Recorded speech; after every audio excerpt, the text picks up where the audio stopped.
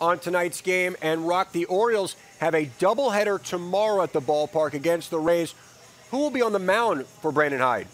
Well, we know 4 of the 5 starters in that series, and it's weird to talk about a 5-game series. That's so 2020. But we know Dean Kramer's starting game 1 or 2. We don't know about the other starter, and usually the veteran gets to choose.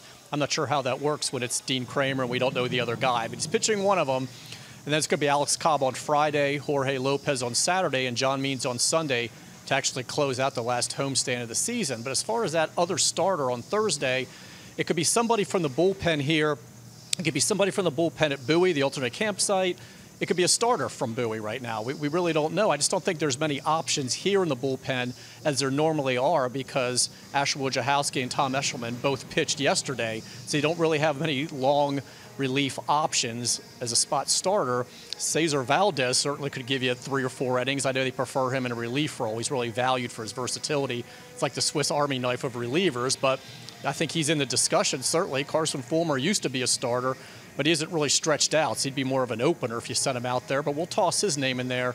And as far as what's going on at Bowie, David Hess is on the 40-man, and he threw 2 innings on Monday, I'm told. So that was kind of like a bullpen session if he was going to start Thursday.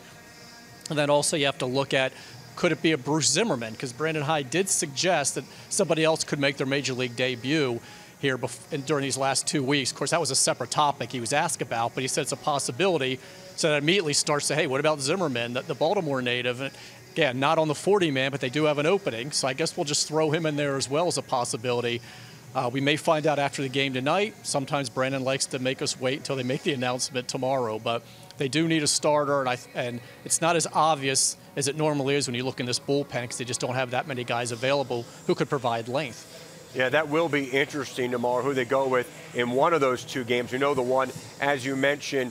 All right, it looks like Major League Baseball might be trying to keep this expanded playoff format for post-2020 baseball. It's obviously all been very different here in 2020. Commissioner Rob Manfred seemed to indicate that recently.